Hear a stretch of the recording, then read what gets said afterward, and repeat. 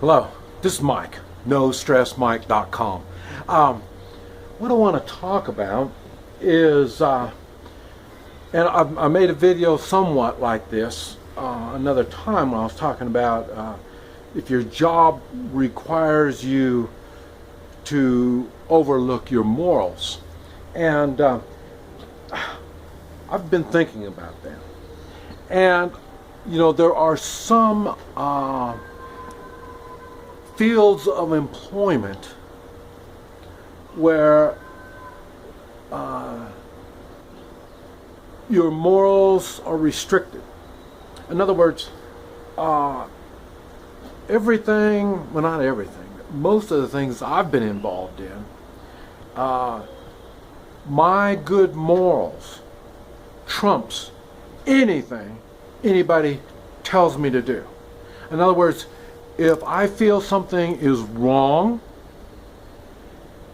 and it may harm someone, or and when I say harm someone, I'm talking about in any way, emotionally, financially, physically, any of this kind of stuff, and it's unnecessary, I have the moral responsibility to bring it to somebody's attention, and then there'll be corrections being done. Because most occupations have some kind of moral structure behind them where they want to please people, they want to help others, they want to serve others. That's the way most businesses are, small businesses. Like I say, that's what I've been in small business all the time. So now I started thinking, what are some occupations where if you see something that's morally incorrect, can you say something about it without losing your job? You know, you're working your way up the ladder and this will knock you down the ladder or stuff like that, you know. Well, you know, that guy's kind of morally correct all the time. We don't want him. You know, I mean, is that the type of businesses that I'm talking about? Or not really businesses, but the type of occupations. And I've come down to thinking what it is, the occupations that morals is not part of their operation. Now they want to project they have morals, but if you are involved with them and you want to use your morals, it's not good. Morals is not a good thing. Okay, what it is, there's government, all government, all levels of government. The reason I say that, I can't imagine anybody in government, that's what they call them, whistleblowers, when they say things that are immoral, that they witness or they're asked to do, it's not a good thing. They prosecute or make the life difficult for whistleblowers. And it's funny because you would think, well, that's up on the upper level. I mean, we already know that, you know, the upper level of government is so corrupt. It's just morals have nothing to do with it. We know that already. But I mean, something as simple as the water purifying in your local community. They're putting fluoride and other chemicals in the water, and they should know that is wrong. You can't do that. You're contaminating the water.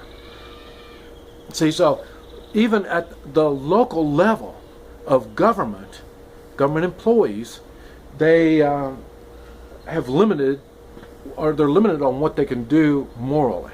Okay, so that explains that. And I say that handles everybody in government. Everybody. Now, of course, is politicians. The politicians that are in the government. But it's funny because you think, well, politicians run the government. They don't. They don't run the government. The ones that run the government are the ones that have been working for the government 10, 15, 20 years. They're going to be there. The politicians are going to come in and they're going to go out. But the government employees are going to be staying there.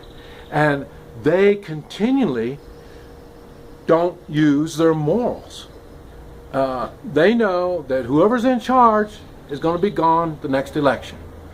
So they continue doing whatever immoral acts they've been doing, they'll continue doing it. So it's the politicians and the government workers. It doesn't make any difference. If you're involved in government, I know I'm going to make some enemies on that. But if people are true to themselves, they would say, I have witnessed things in my government position where things were immoral, things that were done that were immoral. I don't care if you work for the street department. You've seen things and maybe even been asked to do things that are immoral. Okay, another thing is big business. Big business, they have no room for morals at all. Everybody that's employed for big business, everyone is. I mean, we're talking about Walmart type big business.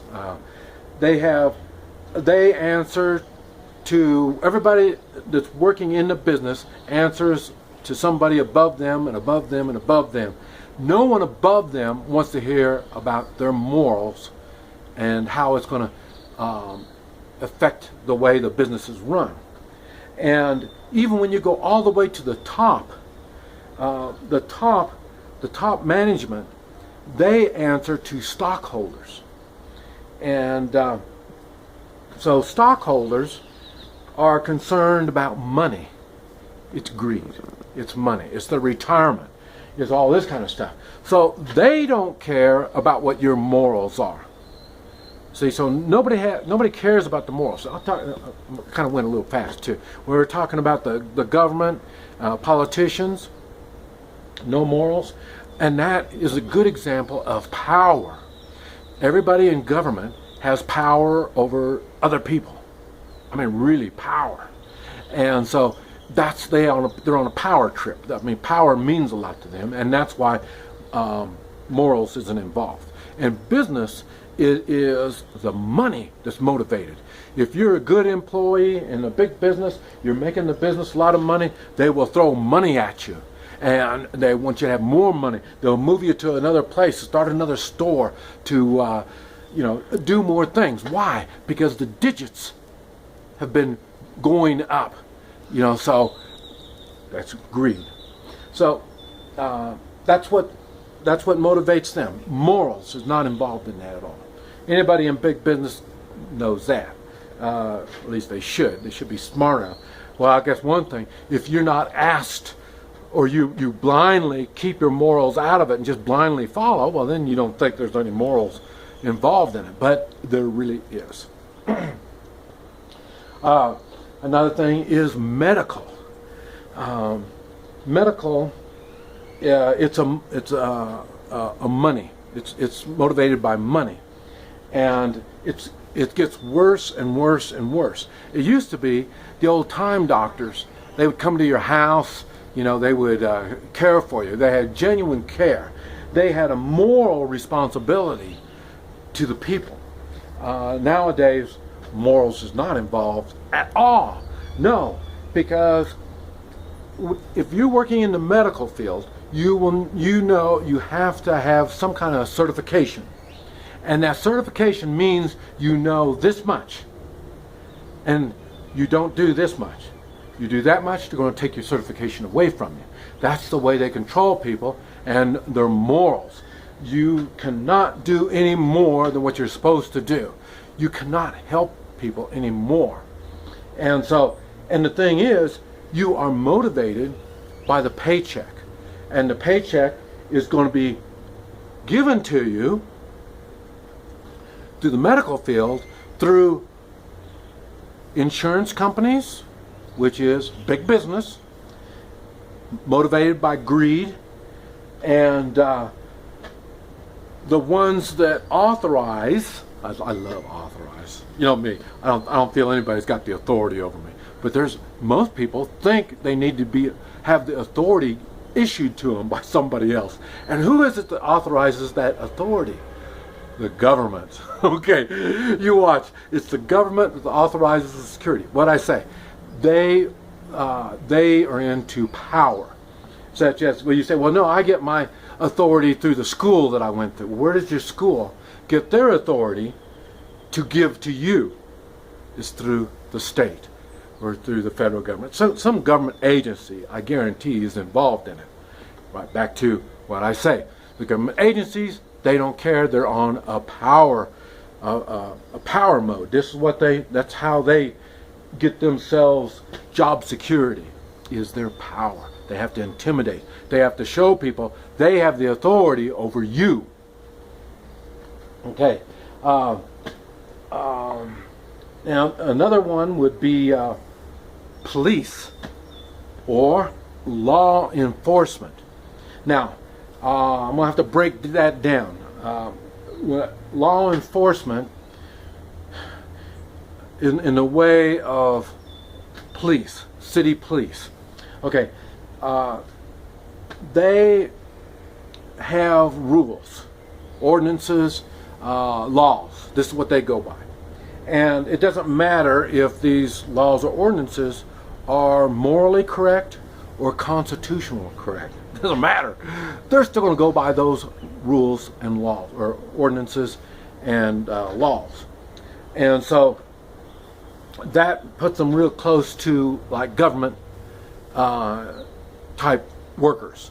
Because like I say, they don't question, they can't. They can't say, well, this is a morally incorrect or an unconstitutional law that you want me to push on other people. They don't do that. They'll lose their job. Okay. Now, one thing that you would think would be sheriffs, deputies, and that's not the case. They are not. I'm not really covering them under law enforcement. Deputies, at least all the deputies that I know, they know that they have a moral responsibility, and they can only go up until as far as their morals say no. And when the morals say no, it stops right there. They don't really care about the law, and like I say, they do know the law is a guideline, but the law, many laws are unconstitutional and just plain flat immoral. And so they use judgment when applying those laws. In other words, if it's criminal, these are real criminal type people, well then they'll use every law there is on them. It doesn't make any difference. Because that's their job, is to protect the public from criminals, and we got to get the criminals off the road, off the street. That's why they will apply immoral and unconstitutional laws, but morally it's right because they're getting rid of the criminal element. Now, another thing in law enforcement I would call lawyers.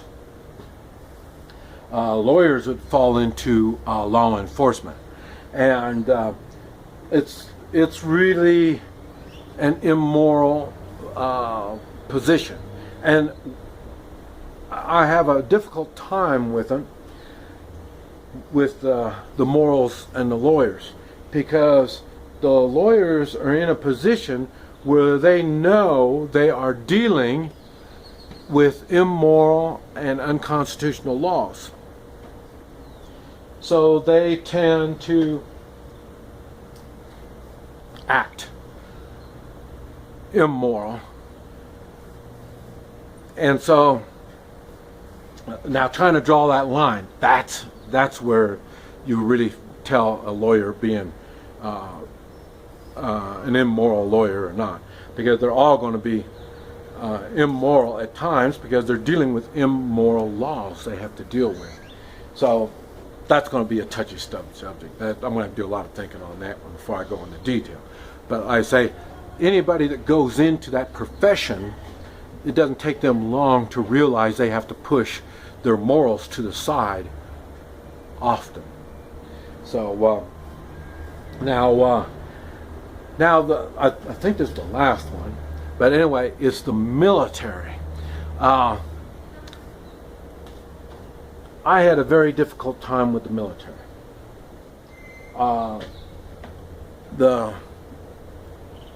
Now, when I went in, this was back in 1967, we were told we had the moral right to stop and don't follow immoral orders. And that came from, I'm sure they had it before, but the example they gave us was in World War II, and the Nazis, they would do immoral acts on people. And when they went to court, they only had one excuse for doing such evil deeds, and that was they were ordered to do that. Well, in court, that didn't fly. They were still prosecuted and found guilty for wartime crimes, but it was still evil, immoral acts they did. And so, in other words, I was ordered is not an excuse to do immoral acts. So, military, and it's funny because they've got ways of getting people to do things, and then a lot of times, even me, I did things that at the time I didn't think they were immoral, and then, talking about the next day after I slept on it and thought about it, it was wrong, and then eventually I said, hey, I'm not going to do this stuff. This is immoral. I refuse to do it. And so in turn, I ended up out in the jungle. so I spent my time out in the jungle where morals, there's really not much use for morals in the jungle. So everything was self-defense. That's why you see me, I'm such big on self-defense. Because when it comes to self-defense, you have a moral responsibility to defend yourself. And when that happens, you may have to do immoral acts. That's where violence and being mean and nasty comes from. So, and you will notice a lot of military, military is a great career. But you notice how many people they get out their first time, or they might re-up for once or twice, and then they get out.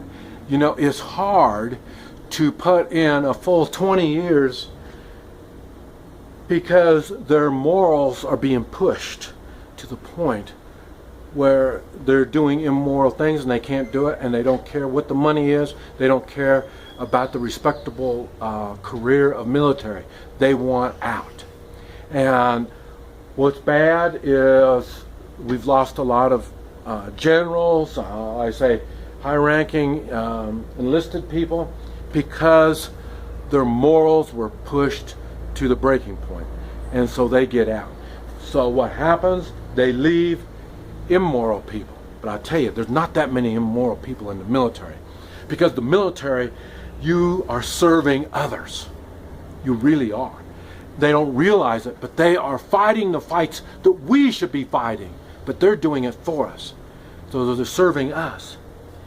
But eventually, that immoral strain on them gets them to quit. And that gives them it's hard for them to live with themselves after that. Because, why? Because they've done immoral acts, or they've witnessed immoral acts. This is where it gets tough to live with yourself. But anyway, I was just sharing my thoughts on where do the immoral people get their wages. This is Mike, NoStressMike.com.